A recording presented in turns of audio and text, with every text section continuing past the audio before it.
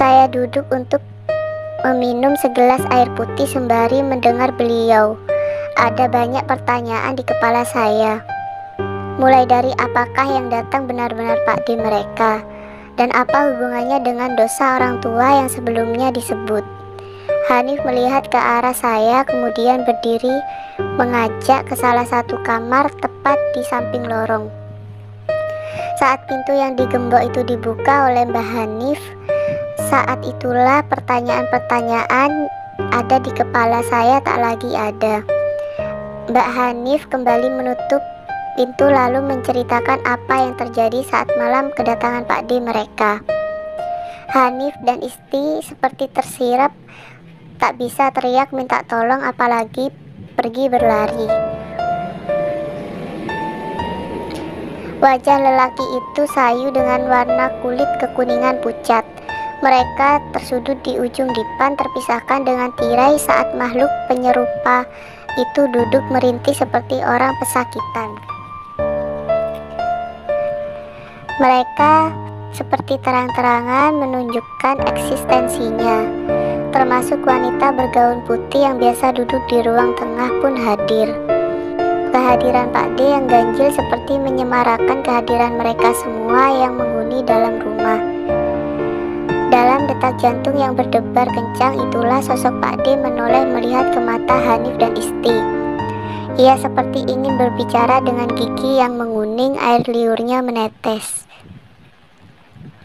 Tangannya yang dingin membelai kulit pipi mereka, dan dalam ketakutan yang tak tertahankan, Hanif hanya bisa mendengar Pak D menyebut nama Bude. Pak D tidak pernah memanggil Bude dengan nama itu. Namun entah kenapa ia seperti ingin menyampaikan sesuatu. Awal dari semua ini, setelah dirasa selesai menyampaikan semua, sosok yang ada di hadapan Hanif dan Isti terduduk bertekuk lutut di lantai menarik-narik rambutnya, sembari mencoba berdiri. Apa yang ia lakukan persis seperti kebiasaan Pak D dulu saat dalam kondisi cemas. Ia meninggalkan kamar, berjalan menuju tempatnya. Biasa menghabiskan waktu sendiri, kamar yang dilarang. Hanif dan Isti gemetar tak bisa tidur bahkan saat pagi datang menjelang. Pagi-pagi buta Hanif menuju rumah Pak Haji menyampaikan apa yang ia lihat. Sesuatu yang membuat lelaki tua itu sedikit tak percaya. Bersama dengan warga yang dikumpulkan, semua bergerak menuju makam desa, membongkar makam itu saat matahari belum muncul. Tepat saat kayu-kayu di dalam makam disingkirkan Pak Haji, dan Hanif bisa melihat Pak D di dalam sana, membiru dengan kain kafan masih terpasang. Setelah kejadian itu, Hanif merasa bahwa ia tak sekalipun berbohong. Sosok yang ia lihat datang dan saat ini menetap di dalam kamar adalah beliau yang sekarang terbujur kaku di dalam tanah itu. Pak Haji hanya sesekali menepuk bahu Hanif. Ia meminta perempuan ini lebih sabar. Hanif melangkah pulang, tak dilihatnya Isti dimanapun di dalam rumah ini. Saat Hanif berjalan melewati pintu kamar Pak D, ia mendengar sosok itu sedang bersenandung seperti dulu saat ia masih hidup. Pak D gemar bersenandung di depan burung-burung peliharaannya. Hanif memilih untuk menjauhi kamar kosong itu. Hal ini terus terjadi setiap malam hari. Ia akan mendengar atau melihat Pak D lalu lalang keluar masuk kamar miliknya. Meski sudah dikunci atau dijarik dengan gembok, sosok ini juga membuat Isti tak betah ada di rumah. Ia sudah meminta tolong sanak saudara, namun mereka seperti tak ingin terlibat meski ditutupi dengan kalimat bahwa Hanif dan Isti sedang banyak pikiran. Saudara saja tak mau membantu, apalagi tetangga rumah. Setiap azan berkumandang, semua pintu rumah tiba-tiba saja tertutup rapat. Seolah-olah menjadi rahasia umum bahwa rumah Hanif sedang didayoi oleh sosok tamu yang tak mau mati. Ini dua kakak beradik itu perlahan mulai menerima takdirnya. Saat surup menjelang, gelap mulai menampakkan diikuti hujan angin. Hanif baru saja sampai rumah selepas kerja. ikut saudara. Namun ada yang aneh pada rumahnya sore ini. Lampu belum juga dinyalakan. Perlahan-lahan dengan pertanyaan di dalam benak, Hanif melangkah masuk seorang diri. Saat ia mendapati surat di atas meja bahwa Isti tak akan pulang malam ini. Ia akan menginap di rumah teman. Hanif menutup pintu rumah, berjalan menuju lorong rumah. Matanya menatap sekilas kamar kosong itu sebelum bergegas menuju ke dapur. Saat di dapur, ia teringat dengan sosok Bude. Ia pernah dipukuli, dijambak sampai dirajam dengan butir beras di tempat ini. Lalu apa hubungannya? Apa hubungannya dengan semua ini?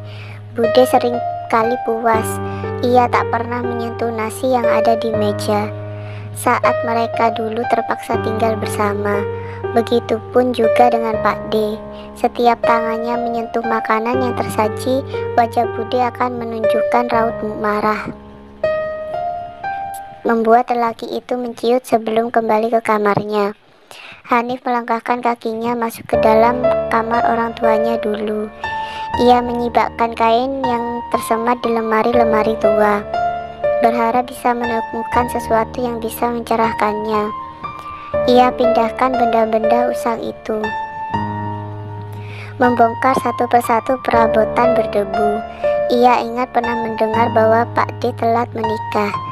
Ia menikah saat usia sudah menginjak 59 tahun. Ia bertemu Bude saat sedang mengantar barang ekspedisi.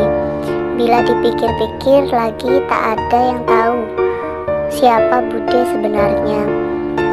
Saat menggubrak-abrik satu persatu barang peninggalan orang tua, Hanif mendengar langkah kaki di belakangnya. Lewat sekelebat saja, Hanif menghentikan sejenak aktivitasnya, memandang ke sekelilingnya, lalu kembali pada sisi lain lemari. Bayangan-bayangan itu seperti sengaja lewat lagi. Rumah ini sejak awal memang ganjil.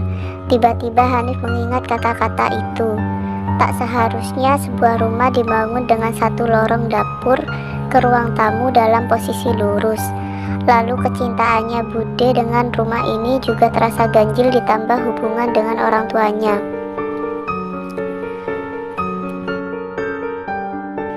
Saat itu Hanif menyadarinya. Ia tahu bahwa semua ini memiliki hubungan dengan kalimat yang nyaris ia lupakan saat masih kecil dulu.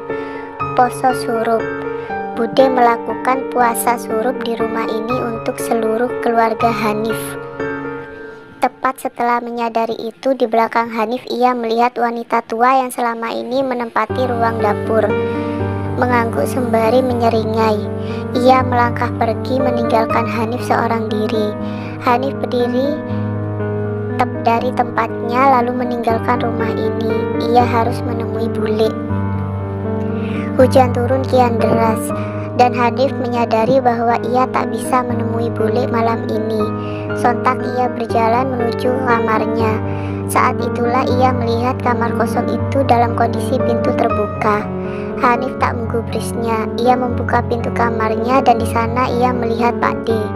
Pak D sedang duduk dalam kondisi kepala tertunduk di atas dipan milik Hanif. Rambutnya kian habis dengan menunjukkan garis kepala pucat keriput. Tangannya semakin kurus dengan aroma bau bangkai yang menyengat dari tubuhnya. Ia melihat ke arah Hanif. Hanif melihat dengan mata kepala sendiri bagaimana sosok itu terus menggeleng-gelengkan kepalanya, seolah mengatakan sesuatu yang tak boleh Hanif lakukan. Entah karena kedekatan mereka dulu atau apa, Hanif menutup pintu kembali. Ia pergi ke rumah tetangga malam itu. Sesuatu akan menyambangi rumah ini. Tak hanya untuk hari ini, mungkin sampai seluruh keluarga Hanif habis. Pak D kesini tak hanya untuk menyampaikan peringatan. Ia ingin mengingatkan siapa yang selama ini bermain. Esok Hanif akan mengakhirinya. Siang itu Hanif mengetuk pintu rumah seseorang. Setelah tak berapa lama pintu akhirnya terbuka. Rupanya itu adalah rumah milik Bule Hanif. Di sana perempuan parubaya itu melihat Hanif dengan raut wajah terkejut. Ada keraguan dan ketakutan di sela-sela garis wajahnya. "Duk, ono opo kok merini?" tanya Bule kepada Hanif. Tanpa basa-basi, Hanif langsung melangkah masuk ke dalam rumah. Kemudian ia langsung duduk di sofa yang terbuat dari bahan kayu jati. Bule masih memandangi Hanif penasaran. Bule masih mencuri-curi pandang sembari berjalan mendekati Hanif keponakannya. Bule saiki cerita, wonten nopo kalih Pakde? Terus nengdi Bude sakniki? Bule masih menatap Hanif. Ia masih tampak menimbang-nimbang apakah Hanif harus tahu akan hal ini. Ia lalu berkata perlahan, "Opo to, Bule ora roh, yang sing jelas budemu minggat. Tahu-tahu Pakdemu sakaratul maut." Hanif masih tidak puas dengan jawaban Bule. "Lek gak ngono, dudu ana Hanif Bule. Sopo asline Bude niku?" Bule tampak semakin tidak tenang. Gestur tubuh dan wajahnya tidak nyaman. Beberapa kali ia menggigit bibir seperti orang yang terdesak. Namun Hanif tak mau berhenti. Ia terus-menerus mencerca Bule dengan pertanyaan-pertanyaan yang selama ini memenuhi isi kepalanya. Sampai akhirnya Hanif menunjukkan sesuatu kepada Bule. Tepat di bagian pinggul ada luka hitam misterius yang muncul. Bule tak bisa berkata apa-apa. Bapak ibu wis suwi mati. Keluargane kene acur saacur-acure. Terus Hanif terdiam sejenak. Pakde ben surup tekan teko kuburan sambang ning omah. Nyetok nang ngarepe Hanif ambek Isti. Apa Bule ngerti kae? Bule masih diam. Ia terus menundukkan kepalanya. Terjadi jeda di antara mereka. Ruang itu mendadak sunyi sampai akhirnya Bule berdiri lalu meninggalkan Hanif seorang diri masuk ke dalam kamar miliknya. Tak beberapa lama ia kembali dengan membawa selembar kertas yang dilipat. Bule memberikan kertas itu kepada Hanif. Bule menggenggamkan kertas itu tepat di kepala tangan Hanif sambil berujar lirih. Bapak ibumu mbek Pakdemu duwe dosa sing gede karo budemu. Bule dhewe ya gak ngerti ceritane. Gur golekno jawabane dhewe. Nek ketemu kabeh iku bakalan mari. Ya wis nduk, Bule mek iso ngomong iki. Budalo merono ben awakmu eruh kabeh. Ben awakmu eruh sapa budemu kae.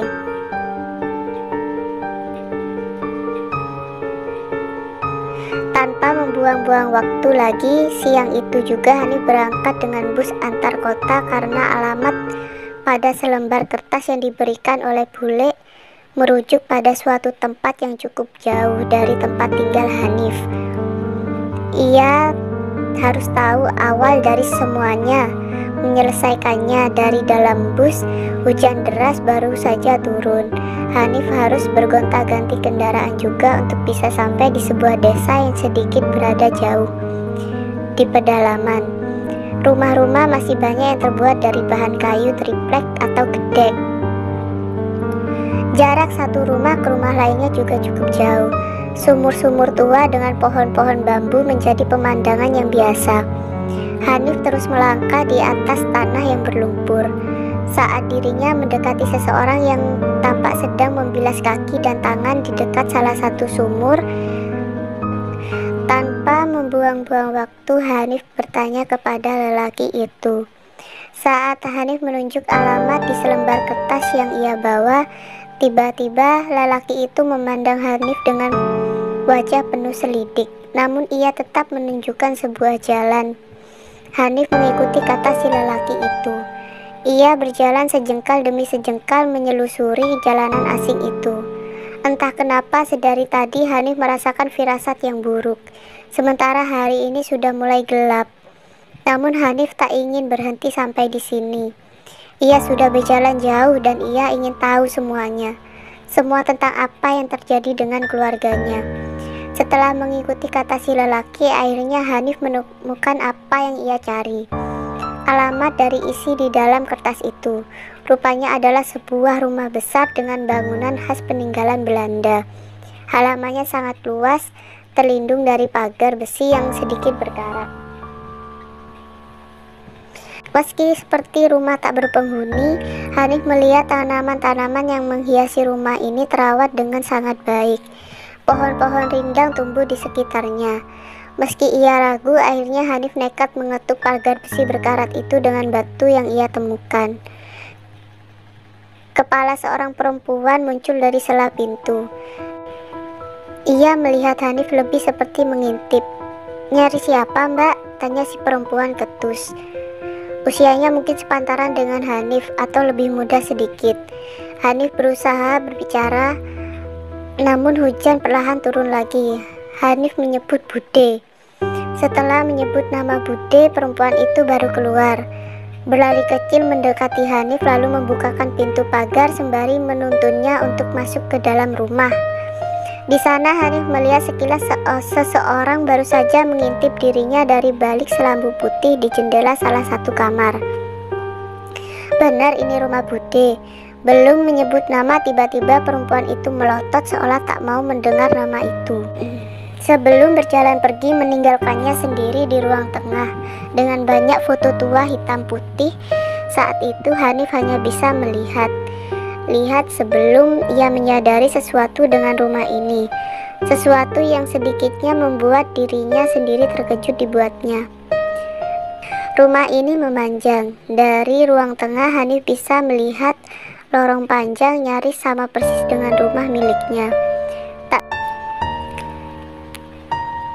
Tak berserang lama, seorang wanita tua menggandeng tangan seorang lelaki yang menutupi kepalanya dengan kain sorban melangkah keluar.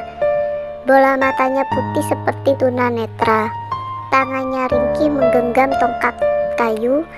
Mereka duduk memandang Hanif dengan sorot mata dingin. "Jenengan cari siapa?" kata si wanita tua lebih dulu. Hanif terpaku memandang si lelaki yang menatap kosong tembok di hadapannya. Hanif tersadar oleh pertanyaan itu lalu mulai menceritakan semua. Mulai dari kematian orang tuanya hingga kedatangan Pak D. Wanita itu mendengarkan dengan seksama. Sebelum Hanif menyebut nama Bude dan sesuatu terjadi pada si lelaki tua itu. Ia mengangkat kepalanya lalu menoleh pelan sekali menatap Hanif seolah dia bisa melihat dirinya. "Bude sing mbok sebut iku anakku, Nduk." Hanif terkejut saat mendengarnya. Bule tak mengatakan hal ini sebelumnya. Ia hanya menyuruh Hanif datang ke tempat ini dan mencari tahu siapa Bude itu. Di sini ia akan menemukan jawaban yang ia cari. Namun Hanif masih terlihat bingung sebenarnya untuk apa ia kesini. Wanita tua itu meminta Hanif menceritakan kembali semuanya. Hanif tidak tahu lagi apa yang harus ia katakan sampai akhirnya Hanif teringat sesuatu. Surup, dan Hanif bisa melihat tangan si laki tua gemetar hebat memegang tongkatnya. Si wanita tua berusaha menenangkannya. Lelaki tua yang sebelumnya dibantu oleh tongkat untuk berjalan itu tiba-tiba bisa berdiri seperti orang normal. Sementara istrinya terus menenangkan dirinya. "Sabar Pak, sabar. Melok aku, Nduk," kata si lelaki tua, suaranya lebih dingin dari sebelumnya. Hanif merinding melihatnya. Di balik tirai, perempuan yang membukakan pagar tengah mengintip. Wajahnya terlihat cemas. Entah apa yang terjadi sebenarnya. Hanif tak bisa menafsirkan keadaan di dalam rumah ini. Apalagi di luar sebentar lagi Surup akan tiba. Badan tiba-tiba gemetar, angin dingin merasuk ke dalam sukma paling dalam. Saat Hanif berjalan mengikuti dua sosok manusia asing yang baru dia kenal sedang berjalan perlahan-lahan masuk semakin jauh ke dalam lorong rumah tua itu. Suasananya lembab, tercium aroma tak menyenangkan. Semakin ke dalam, rumah itu terasa semakin lembab. Dan seperti rumah Hanif, rumah itu benar-benar memanjang dengan ubin semen dan pintu kamar yang berwarna gelap. Beberapa sudut digenangi oleh air yang seolah-olah dibiarkan begitu saja. Hanif ragu. Ia ingin bertanya kemana dia akan dibawa, namun bibirnya keluh hanya bisa mengekor sembari mendengar gema suara langkah kaki mereka saat sedang berjalan. Pelan-pelan dari jendela-jendela di kanan kiri kamar Hanif seperti melihat sosok yang ia kenal terasa familiar. Bayangan itu semakin banyak, mulai dari sosok Jakung berdiri di samping jendela melotot melihat Hanif yang membuang wajah. Ia menunduk dingin sekali. Gak usah pakai dipeksa ndelok, Nduk. Wis ngadep ngarep wae. Setelah lama berjalan, sampailah Hanif di depan sebuah pintu coklat yang diukir dengan motif batik Jawa Tengah. Ukirannya indah, kokoh, terbuat dari bahan kayu jati. Namun yang membuat Hanif merasa aneh ialah di kiri kanan pintu terdapat bambu kuning yang diikat dengan sulur dari daun kelor, melingkar mengikuti pintu penyangga. Si wanita tua meragu kantung bajunya sementara si laki tua hanya berdiri memandang kosong ke arah pintu. Saat segelincir kunci perak kusam itu menyentuh lubang dan membuka pintu besar itu, Hanif mendengarnya. Suara seorang wanita yang tengah menangis. Suaranya familiar, suara yang sudah lama tak ia dengar, suara yang ia kenal, suara Bude. Hanif berjalan mendekat melewati dua orang tua itu yang masih berdiri memberi ruang untuk Hanif. Di sana Hanif melihat dengan mata kepalanya sendiri, Bude tengah duduk di atas ubin dengan kaki dipasung, sementara dua tangannya terentang diikat oleh seutas tali tampar. Banyak pertanyaan muncul di dalam kepalanya. Apa yang terjadi dan kenapa Bude seperti ini? Suara tangisan Bude terdengar menggema di dalam ruangan yang tak terlalu besar ini. Tak ada cahaya di sini. Hanya bau pesing lembab yang bisa Hanif cium di dalam lingkup ruang yang sempit ini. Bude menunduk, terus-menerus menangis saat ia merasa entah kenapa Hanif merasa iba melihatnya. Sebelum tiba-tiba wanita tua itu menarik Hanif keluar dari kamar, dan ketika Hanif melihat Bude lagi, ia melihat wanita yang menangis itu tersenyum, menyeringai dengan gigi penuh darah sendiri. Saat itu lelaki tua itu berjalan masuk. Ia menunduk sebelum menghantamkan tongkat yang ia bawa tepat di tengkorak Bude. Hanif termangu mematung, diam sementara wanita tua yang memeganginya memalingkan muka. Suara gemeretak saat tongkat menghantam terdengar. Anehnya Bude tertawa. Gak cukup keluargamu mau persoro, saiki keluargae wong liya mau seret. Sampai kapan bapak nyadarno awakmu sing wis mati gak iso mulih? Bapak gak bakal gelem mati sampai kuwi sadar, Nduk. Hantaman terus terdengar. Darah mengalir dari kening mengalir ke mulut. Bude menikmatinya. Hanif hanya bisa diam. Ia tidak tahu apa yang baru saja terjadi. Semua begitu cepat. Suara tongkat jatuh dan tangisan dari lelaki tua yang menutupi wajahnya membuat Hanif seperti orang bodoh. Ia tidak mengerti sama sekali. Malam sudah tiba. Hanif duduk di atas kursi di ruang tengah. Di hadapannya orang tua Bude tengah diam melihat Hanif dengan rasa iba. Ia lalu mengatakan semuanya, siapa budenya saat ini dan alasan kenapa semua ini terjadi. Sakdurunge ketemu ambek Pak Demu, Bude wis tahun duwe bojo. Tapi sayange nasibe elek, bar setahun rabi bojone sedo. Tapi sakdurunge budemu jek ngarepno bojone sing biyen. Merga iku budemu ngelakoni poso surup. Poso iku soro, biyen sering dilakoni zaman penjajahan. kangge nahan kangen nang bojo sing mati dhisik. Tapi nek dilakoni terus-terusan, utuke menungso iso gendeng, ilang sak ilange. Hanif terdiam melihat lorong panjang rumah itu, begitu gelap, begitu mengancam. Poso surup? Tanya Hanif. Lelaki tua itu mengangguk. Poso sing dilakoni gur ramangan ra ngombe, yen surup teko tanah kuburan iku sing dadi ganjel wetenge. Tapi budemu ketagihan mulai iku, kejiwaane terganggu. Bude mulai melaku nang siji kuburan, nang kuburan liyane, kanggo mangan lemahe. Gur iku sing duwe kuburan tekan mrene ben surup teko. Sing mok delok nang kamar-kamar kosong iku korine sing duwe kuburan. Lelaki tua itu sejenak melirik istrinya, memberi izin untuk mengatakan semuanya. Nduk, biyen Pak Demu bengi-bengi pas udan deres merene. Pak Demu diterke karo wong tuamu gendong bayi. Jabang bayi sing ciabang lahir saka rahime anakku, budemu dhewe.